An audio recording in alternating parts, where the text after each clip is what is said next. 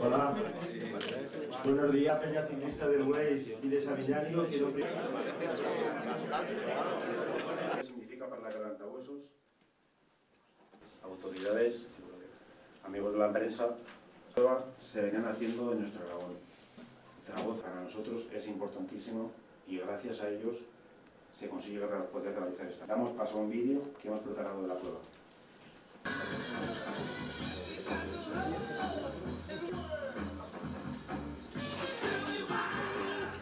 Esta prueba es además un ejemplo de cómo el Aragón está sabiendo colaborar con las regiones, con los pueblos vecinos del sur de Francia, con los que tenemos una relación de vecindad muy especial.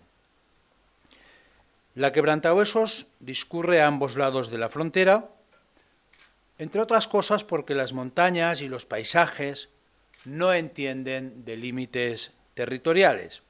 Se trata de una colaboración entre ambos países que en los últimos años hemos desarrollado en ámbitos como el turismo, la conservación del medio natural o las comunicaciones.